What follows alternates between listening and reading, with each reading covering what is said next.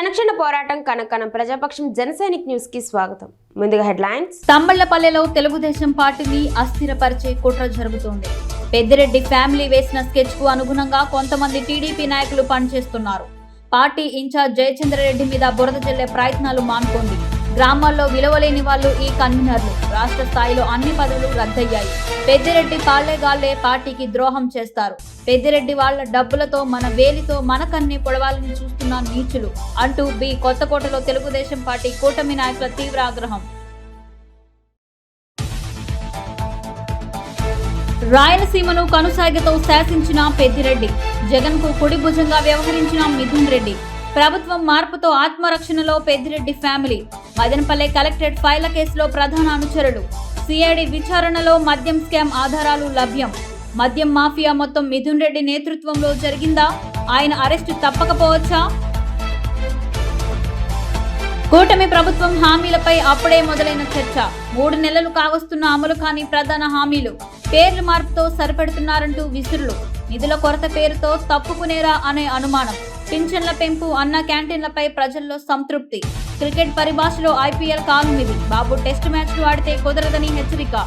ఇక డీటెయిల్స్ చూస్తే వైసీపీ హయాంలో పెద్దిరెడ్డి రామచంద్రారెడ్డి కీలకంగా వ్యవహరించారు. సీనియర్ మంత్రిగా ఉంటూ రాయలసీమ బాధ్యతలను చూసుకున్నారు. రాయలసీమను తన కనుసైగతో శాసించారు. ఇక ఆయన కుమారుడు పెద్దిరెడ్డి మిథున్ రెడ్డి అయితే జగన్ కు కుడిభుజంగా నిలిచారు. మొన్నటి ఎన్నికల్లో వైసీపీ అభ్యర్థుల ఎంపిక వడబోత అంతా మిథున్ రెడ్డి చూశారు. సజ్జల రామకృష్ణారెడ్డితో కలిసి అంతా చక్కబెట్టారు. కానీ ఇప్పుడు పెద్దిరెడ్డి ఆయన తనయుడు ఆత్మరక్షణలో పడిపోయారు. ఒక్కొక్కటిగా వెలుగు చూస్తున్న స్కామ్లు వారిని ఉక్కిరిబిక్కిరి చేస్తున్నాయి. పైకి ఎంత గంభీరంగా కనిపించినప్పటికీ అసలైన సవాళ్లు మునుముందు ఎదుర్కోక తప్పదని రాజకీయ విశ్లేషకులు తేల్చి చెబుతున్నారు. కుప్పంలో చంద్రబాబును, హిందూపురంలో బాలకృష్ణను ఓడించే బాధ్యతను పెద్దిరెడ్డి రామచంద్రారెడ్డి తీసుకున్నారు. పిఠాపురంలో పవన్ ను ఓడించే బాధ్యత మాత్రం యువనేత మిథున్ రెడ్డిపై పెట్టారు జగన్. దీంతో రాయలసీమ మనుషులను పిఠాపురం పంపించారు మిథున్ రెడ్డి. ఇదే విషయాన్ని ఎన్నికల ప్రచారంలో ప్రస్తావించారు పవన్. మరి అటువంటి పెద్దిరెడ్డి తండ్రి కొడుకులను కూటమి ప్రభుత్వం విడిచిపెడుతోందా? ఖచ్చితంగా వారిపై ఫోకస్ పెడుతుంది. మదనపల్లె సబ్ కలెక్టర్ కార్యాలయంలో ఫైళ్ల దగ్ధం తర్వాత తండ్రి కొడుకులపై పూర్తిగా దృష్టి పెట్టింది కూటమి ప్రభుత్వం. అడ్డగోలుగా సాగించిన భూ వ్యవహారాలు, మద్యం దందా వంటి వాటిపై పూర్తి ఆధారాలు సేకరించింది సిఐడి. అప్పుడు అన్ని ఒక కొలికి రావడంతో ఏ క్షణంలోనైనా ఎంపీ పెద్దిరెడ్డి మిథున్ రెడ్డిని అరెస్ట్ చేసేందుకు సిద్ధంగా ఉన్నట్లు సమాచారం. కూటమి ప్రభుత్వం అధికారంలోకి వచ్చిన తర్వాత మదనపల్లె సబ్ కలెక్టర్ కార్యాలయంలో ఫైళ్లను పోగు చేసి దహనం చేసిన సంగతి తెలిసిందే. అయితే ఈ కేసు దర్యాప్తులో ఆసక్తికర విషయాలు బయటికి వస్తున్నాయి. 100 కోట్ల లావాదేవీలకు సంబంధించి దందా బయటపడింది. ఆ నగదంతా మద్యం స్కామ్ లోనిదేనని తేలింది. అందుకే సిఐడి అధికారులు సైతం రంగంలోకి దిగారు. రాష్ట్రంలో మద్యం దందా ఆ నలుగురే చేశారన్నది అందరికీ తెలిసిన విషయమేనని అంటున్నారు. సీఎంఓలో కీలకంగా వ్యవహరించిన ఆ నలుగురే మద్యం దందాలో సూత్రధారులన్న ఆరోపణలు ఉన్నాయి. ఏపీలో మద్యం స్కామ్ అంటే పెద్దిరెడ్డి రామచంద్రారెడ్డి, ఆయన కుమారుడు మిథున్ రెడ్డి పేర్లు బలంగా వినిపిస్తాయి. డిస్టిలరీలను బలవంతంగా లాక్కోవడం, విచిత్రమైన బ్రాండ్లు ప్రవేశపెట్టడం, కమిషన్లను కొట్టేయడం వరకు చాలా రకాల దందాలు జరిగాయి. మదనపల్లె సబ్ కలెక్టర్ కార్యాలయంలో ఫైళ్ల దహనం తర్వాత అంతా పెద్దిరెడ్డి కుటుంబం వైపే చూశారు. దర్యాప్తులో భాగంగా పెద్దిరెడ్డి సన్నిహితుల ఇళ్లలో తనిఖీలు చేశారు. అప్పుడే కీలక పత్రాలను స్వాధీనం చేసుకున్నారు. అక్కడే మద్యం దందాకు సంబంధించిన సాక్ష్యాలు బయటపడినట్లు తెలుస్తోంది. ఏపీ బెవరేజెస్ చైర్మన్ గా వాసుదేవరెడ్డి ఉండేవారు. ఇప్పటికీ ఆయనను సిఐడి విచారించింది. వారి నుంచి వాగ్మూలం తీసుకుంది. అలాగే డిస్టిలరీలను పోగొట్టుకున్న పాత యజమానుల నుంచి వాగ్మూలాలు రికార్డ్ చేశారు. ఈ స్కామ్ లో జరిగిన లావాదేవీల గురించి పూర్తిగా ఆరా తీశారు. ముఖ్యంగా మిథున్ రెడ్డి పాత్రపై పూర్తి స్థాయిలో ఆధారాలు సేకరించారు. అందుకే ఆయనకు నోటీసులు ఇవ్వడమో లేకుంటే అరెస్టు చేయడమో చేస్తారని తెలుస్తోంది. ఆంధ్రప్రదేశ్లో ప్రభుత్వం ఏర్పడి 3 నెలలు కావస్తుంది. ఇప్పటి వరకు ఎన్నికల్లో ఇచ్చిన హామీలను అమలు చేయలేదు. దీనిపై వైసీపీ విమర్శలు చేస్తోంది. ప్రజల్లో కూడా ఒకంత ఇంకా ఎప్పుడు అంటూ ప్రశ్నలు వినిపిస్తున్నాయి. అయితే రాష్ట్ర ఆర్థిక పరిస్థితి బాగాలేదని నిదానంగా చెప్పిన హామీలను అమలు చేస్తామని టీడీపీ నేతలు చెబుతున్నారు. ముందు పాలనలో కుదురుకున్న తర్వాత నిధులు అందుబాటులో ఉండటం బట్టి హామీలను అమలు చేయాలని చంద్రబాబు భావిస్తున్నారు. ప్రజల్లో అసహనం పెరగక ముందే ఇచ్చిన ప్రామిస్లలో 1-2 అమలు చేస్తే కొంత కొంతవరకు ఇబ్బంది ఉండదని భావిస్తున్నారు. అనేక హామీలు పెండింగ్ లో ఉన్నాయి. మహిళలకు ఏడాదికి 3 ఉచిత గ్యాస్ సిలిండర్లు, ఉచిత బస్ ప్రయాణం, నిరుద్యోగులకు నిరుద్యోగ భృతి వంటి వాటిని అమలు చేయడంపై ఇప్పటికే చంద్రబాబు సమీక్షలు నిర్వహించారు. వీటిలో తొలుత ఉచిత బస్ ప్రయాణం అమలు చేసే అవకాశం ఉందంటున్నారు. ఏడాదికి 3 ఉచిత సిలిండర్లు మాత్రం వీళ్లు చూసుకుని అమలు చేయాలని భావిస్తున్నారు. ఇక నిరుద్యోగుల్లో అసహనం పెరగకుండా నిరుద్యోగ భృతిని నెలకు 3,000 రూపాయలు అందించేందుకు త్వరగా ప్రతిపాదనలు సిద్ధం చేయాలని నిర్ణయించారు. నిరుద్యోగ భృతిపై నేడు కేబినెట్ లో చర్చించే అవకాశం ఉందంటున్నారు. గ్రాడ్యుయేషన్ పూర్తి చేసిన వారెంతమంది, నిరుద్యోగులుగా ఉన్న వారి డేటా సేకరణకు కొంత సమయం పట్టే అవకాశం ఉంది. మెగా డిఎస్సి వంటి వాటికి సంబంధించిన ఫైల్పై సంతకం చేసినప్పటికీ కంపెనీలు కొత్తవి రాకపోవడంతో ఉపాధి అవకాశాలు కూడా పెద్దగా కల్పించలేకపోయారు. పైగా రాజధాని అమరావతి నిర్మాణం పనులకు ప్రథమ ప్రాధాన్యత ఇస్తున్నారు. ఇది కొంత విమర్శలకు దారితీసే అవకాశం ఉందని చంద్రబాబు భావిస్తున్నారు. ఉచిత బస్ ప్రయాణానికి నెలకు ఆర్టీసీకి 250 కోట్ల రూపాయలు ఖర్చవుతుంది. ఇక నిరుద్యోగ భృతి నెలకు 3,000 అంటే దీనిపై విధి విధానాలను నిర్ణయిస్తే అమలు చేయడానికి కొంత సమయం పడుతుంది. అందుకే ఈ కేబినెట్ లో నిరుద్యోగ భృతితో పాటు జన్మభూమి 2.0 పై కూడా చర్చించనున్నారు. నిధులను ఖర్చు చేయకుండా జన్మభూమి కింద గ్రామీణాభివృద్ధి పనులను చేపట్టాలని భావిస్తున్నారు. దీనిపై కూడా ఈ రోజు కేబినెట్ లో చర్చించే అవకాశం ఉంది. వైసీపీ అధినేత వైఎస్ జగన్మోహన్ రెడ్డి వెంట ఒకప్పుడు ఫ్యామిలీ అంతా ఫుల్ సపోర్ట్ గా ఉండేది. తల్లి వైఎస్ షర్మిల, బాబా బ్రదర్ అనిల్ కుమార్, తల్లి వైఎస్ విజయలక్ష్మి, కడప ఎంపీ అవినాష్ రెడ్డి, బాబాయ్ దివంగత వైఎస్ వివేకానందరెడ్డి, మేనమామ కమలాపురం మాజీ ఎమ్మెల్యే రవీంద్రనాథ్ రెడ్డి, ఇంకా చెప్పాలంటే జగన్ కు ఎన్ని బంధుత్వాలు ఉన్నా అందరూ జగన్ వెంట ఉండేవారు. జగన్ కు వరుసకు బంధువు అయిన టాలీవుడ్ హీరో మంచు మోహన్ బాబు ఫ్యామిలీ కూడా జగన్ కు ఫుల్ సపోర్ట్ చేసింది. 2019 ఎన్నికల ముందు మోహన్ బాబు తన పెద్ద కుమారుడు మంచు విష్ణుతో కలిసి వైసీపీ కండువా కప్పుకొని మరీ వైసీపీ గెలుపునకు ప్రచారం చేసిన సంగతి తెలిసిందే. తల్లి వైఎస్ విజయలక్ష్మి, చెల్లి వైఎస్ షర్మిల ఇప్పటికే జగన్ కు దూరమయ్యారు. బ్రదర్ అనిల్ తో పాటు జగన్ బంధువులలో మోహన్ బాబుతో మొదలుపెట్టి చాలా మంది ఇప్పుడు జగన్ వెంట లేరు. ఈ క్రమంలోనే జగన్ కు అత్యంత సన్నిహితుడు, బంధువు అయిన మాజీ మంత్రి, ఒంగోలు మాజీ ఎమ్మెల్యే బాలినేని శ్రీనివాస్ రెడ్డి సైతం ఇప్పుడు జగన్ కు దూరం కానున్నారు. గత కొద్ది రోజులుగా అసంతృప్తితో ఉన్న బాలినేని మంగళవారం మీడియాతో మాట్లాడుతూ సంచలన వ్యాఖ్యలు చేశారు. వైసీపీని వీడుతున్నారా అని మీడియా ప్రతినిధులు ప్రశ్నించగా పార్టీ నేతలను దూరం పెట్టిందని, ఈవీఎంల అమలుపై తను చేస్తున్న పోరాటానికి పార్టీ నుంచి ఎలాంటి సపోర్ట్ లేదని వాపోయారు. కనీసం తన గోడు ఎవరు వినే పరిస్థితిలో కూడా లేరని, అందుకే ఎన్నికల తర్వాత పార్టీకి దూరంగా ఉంటున్నానని బాలినేని చెప్పారు. తాను జనసేనలోకి వెళ్తున్నట్లు ప్రచారం చేస్తున్నారని, బహుశా జనసేనలోకి వెళ్లకుండా ఉండేందుకు తనపై ఇలాంటి ఆరోపణలు చేస్తున్నారేమో అని బాలినేని నర్మగర్భంగా వ్యాఖ్యానించారు. అయితే తనకు ప్రజల మద్దతు ఉందని, తాను ఎవరికి భయపడే ప్రసక్తి లేదని చెప్పారు. పార్టీ తనను పట్టించుకున్నా పట్టించుకోకపోయినా తనకు ప్రజల మద్దతు ఉందన్నారు. వారి కోసం తాను ఎప్పటికీ పోరాడుతూనే ఉంటానని బాలినేని స్పష్టం చేశారు. ఏదేమైనా బాలినేని కామెంట్స్ చూస్తుంటే బాలినేని వైసీపీలో ఉండేందుకు ఎంత మాత్రం ఇష్టపడడం లేదన్నది క్లారిటీ వచ్చేసింది. మదనపల్లె పట్టణంలో వికలాంగుల హక్కుల పోరాట సమితి 18వ ఆవిర్భావ దినోత్సవం మాజీ ఉమ్మడి చిత్తూరు జిల్లా అధ్యక్షుడు షేక్ మౌలాలి ఆధ్వర్యంలో ఘనంగా నిర్వహించారు. స్థానిక మిషన్ కాంపౌండ్ లోని శాంతి సదన్ లో కేక్ కట్ చేసి దివ్యాంగుల వృద్ధులకు పంచిపెట్టారు. వికలాంగుల హక్కుల పోరాట సమితి వ్యవస్థాపక అధ్యక్షులు, వికలాంగుల ఆత్మబంధువు మాన్యశ్రీ మందకృష్ణ మాదిగ ఆదేశాల మేరకు వికలాంగుల జీవితాల్లో వెలుగులు నింపిన విహెచ్పిఎస్ ఆవిర్భావ దినోత్సవాన్ని ఘనంగా పండగ వాతావరణంలో చేయడం జరిగింది. మందకృష్ణ మాదిగ అనేక ఉద్యమాలు చేసి వికలాంగులకు 200 రూపాయల పెన్షన్ నుంచి 6,000 పెన్షన్ వరకు 10,000 మరియు 15,000 పెన్షన్ పెంచేందుకు మూల కారకుడు ఏకైక వ్యక్తి మందకృష్ణ మాదిగ అని కొనియాడారు. ఆరోగ్యశ్రీ రావడం, వికలాంగుల స్కూటర్లు, వివాహ ప్రోత్సాహ బహుమతి, బ్యాటరీ సైకిల్, వికలాంగులకు లోన్స్ ఇలా అనేక పథకాలు వికలాంగులకు అందాయంటే కేవలం వికలాంగుల హక్కుల పోరాట సమితి వల్లనే సాధించామని గుర్తు చేశారు. ఈ కార్యక్రమంలో వికలాంగుల హక్కుల పోరాట సమితి సీనియర్ నాయకురాళ్లు ఈశ్వరి, నరసింహులు, ఏ నాగరాజు, మునిరాజా, భీమయ్య, థామస్, రెడ్డప్ప తదితరులు పాల్గొన్నారు. వికలాంగుల హక్కుల పోరాట సమితి ఆవిర్భావ దినోత్సవం మన వ్యవస్థాపక అధ్యక్షులు శ్రీ మందకృష్ణ మాదిగ ఆదేశాల ప్రకారము ఈరోజు అన్ని మండలాల్లో కూడా వికలాంగుల హక్కుల పోరాట సమితి మన సమస్యల మీద ఎన్నో పోరాటాలు చేసింది. ఇది 18వ సంవత్సరం ఏట 18 సంవత్సరాల్లో అయిపోయింది. 18వ ఏట పడుతున్నారు. దానికోసమని ఈరోజు మనం స్థానికంగా ఉన్న మన వికలాంగులు వృద్ధులు వాళ్ళ చేత ఈరోజు కేక్ కటింగ్ కార్యక్రమం నిర్వహించడం జరిగింది. అదేవిధంగా భవిష్యత్తులో మనం దాని గురించి తెలుసుకుంటే మన గతంలో వికలాంగులు కానీ వృద్ధులు కానీ 50 రూపాయల పెన్షన్ ఉండేది. ఏడవ సంవత్సరం 2007 నుంచి రాను దశల వారీగా అంటే బిహెచ్బిఎస్ స్థాపించిన తర్వాత దశల వారీ ఉద్యమాలు చేసిన తర్వాత 50 రూపాయల నుంచి 100 రూపాయలు, 100 నుంచి 200, 200 నుంచి 500 అయింది, 500 నుంచి 1000 రూపాయలు అయింది, 1000 రూపాయల నుంచి 2000 అయింది, ఇప్పుడు 3000 రూపాయలు, 3000 రూపాయల నుంచి 6000 అయింది వికలాంగుల పెన్షన్. కొంతమందికి 6000 నుంచి 10,000, 15,000 అయింది.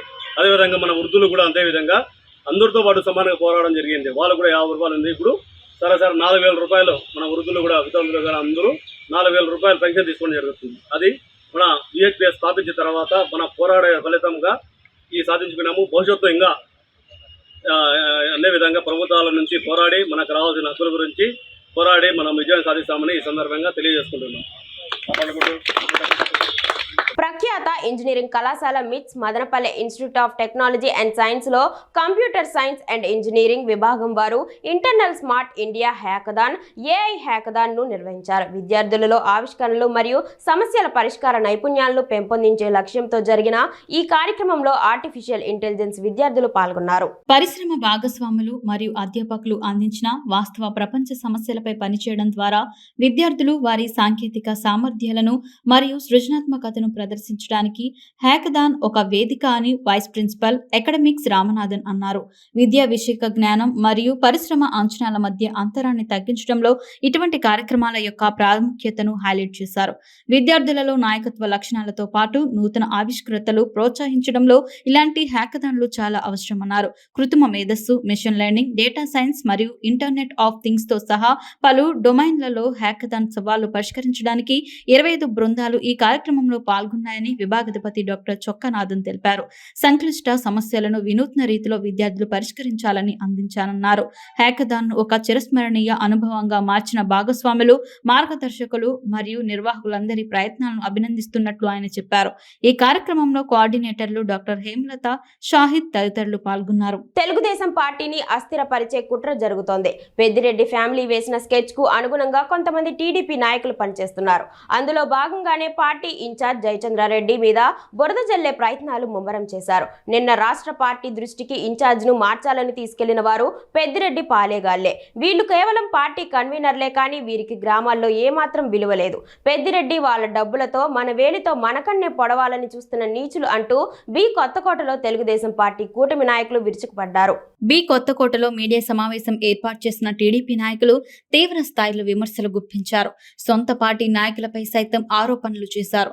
పార్టీని భ్రష్టు పట్టించేకి గోతులు తవ్వుతున్నారని ఆగ్రహం వ్యక్తం చేశారు.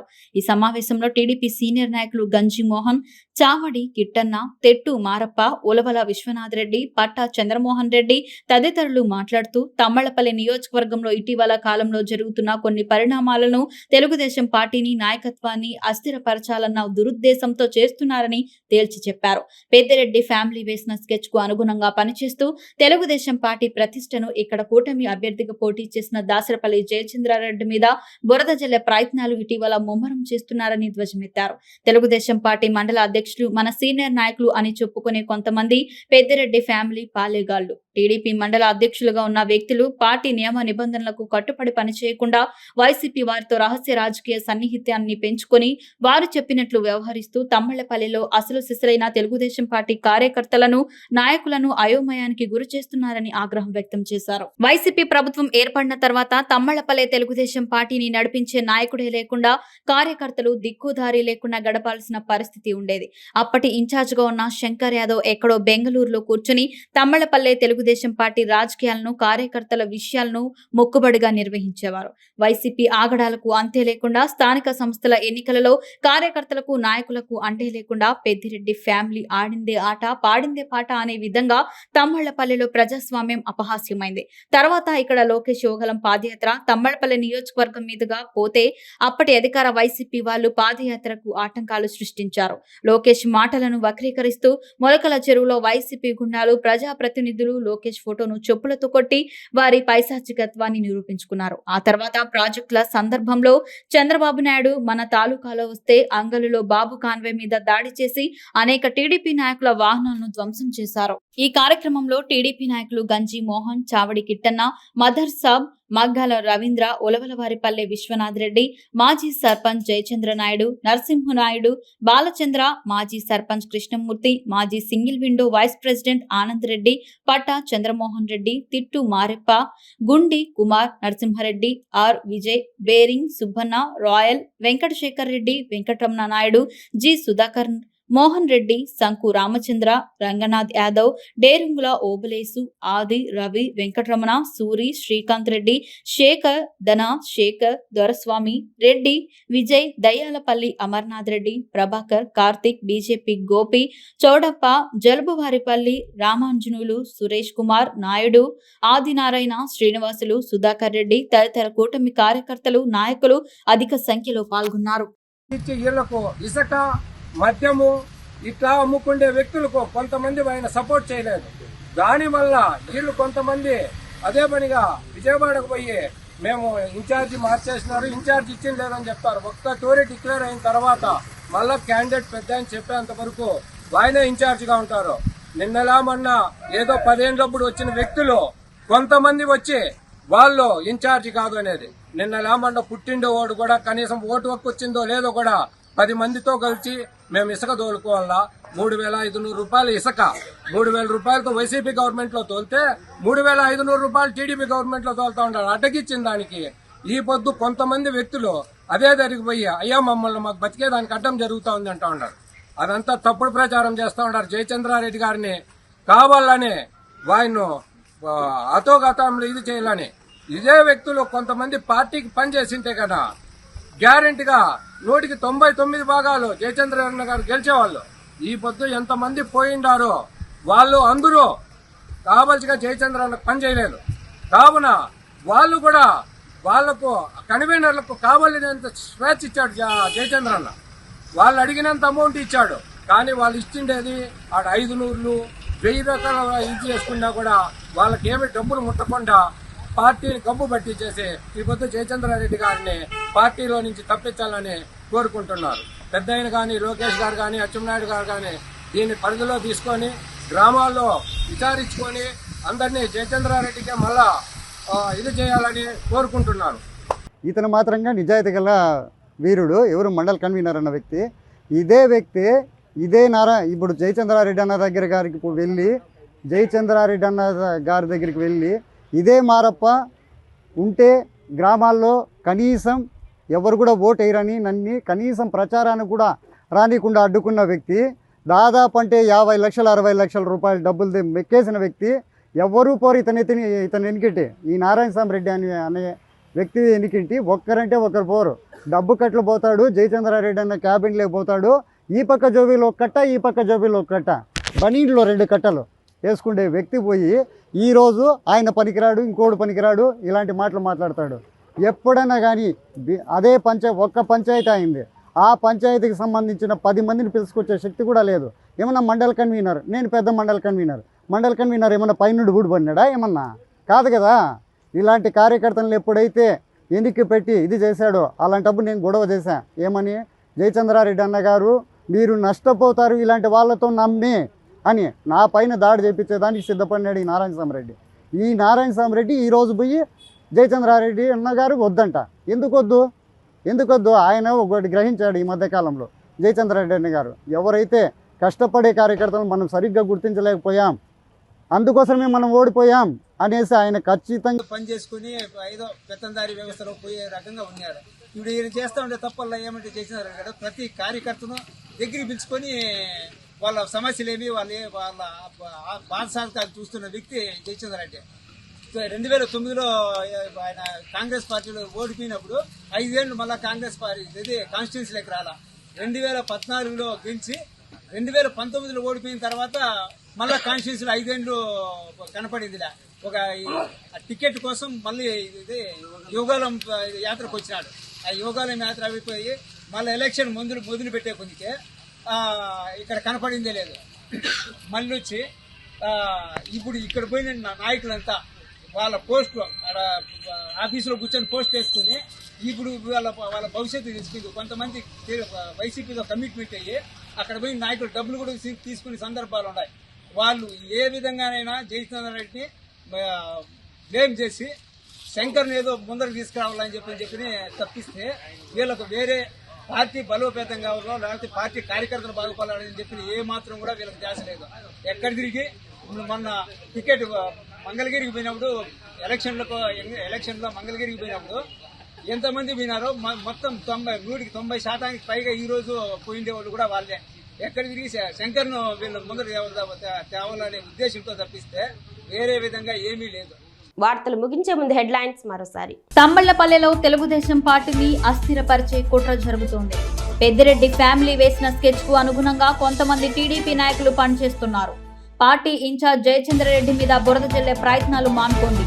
గ్రామాల్లో విలువలేని వాళ్ళు ఈ కన్వీనర్లు. రాష్ట్ర స్థాయిలో అన్ని పదవులు రద్దయ్యాయి. పెద్దిరెడ్డి పాళ్లేగాళ్లే పార్టీకి ద్రోహం చేస్తారు. పెద్దిరెడ్డి వాళ్ల డబ్బులతో మన వేలితో మన కన్నే పొడవాలని చూస్తున్న నీచులు అంటూ కొత్తకోటలో తెలుగుదేశం పార్టీ కూటమి నాయకుల తీవ్ర ఆగ్రహం. రాయలసీమను కనుసాగతో శాసించిన పెద్దిరెడ్డి, జగన్ కు కుడి భుజంగా వ్యవహరించిన మిథున్ రెడ్డి. ప్రభుత్వం మార్పుతో ఆత్మరక్షణలో పెద్దిరెడ్డి ఫ్యామిలీ. మదనపల్లె కలెక్టరేట్ ఫైళ్ల కేసులో ప్రధాన అనుచరులు. సిఐడి విచారణలో మద్యం స్కామ్ ఆధారాలు లభ్యం. మద్యం మాఫియా మొత్తం మిథున్ రెడ్డి నేతృత్వంలో జరిగిందా? ఆయన అరెస్టు తప్పకపోవచ్చా? కూటమి ప్రభుత్వం హామీలపై అప్పుడే మొదలైన చర్చ. 3 నెలలు కావస్తున్న అమలు కాని ప్రధాన హామీలు. పేర్ల మార్పుతో సరిపెడుతున్నారంటూ విసురులు. నిధుల కొరత పేరుతో తప్పుకునేరా అనే అనుమానం. పింఛన్ల పెంపు, అన్న క్యాంటీన్లపై ప్రజల్లో సంతృప్తి. క్రికెట్ పరిభాషలో ఐపీఎల్ కాలం ఇది. బాబు టెస్ట్ మ్యాచ్లు ఆడితే కుదరదని హెచ్చరిక. క్షణక్షణ పోరాటం కనకన ప్రజాపక్షం జన్ సైనిక్ న్యూస్ ఇంతటితో సమాప్తం. తిరిగి రేపటి బులెటిన్లో మళ్ళీ కలుసుకుందాం. అంతవరకు సెలవు. నమస్కారం.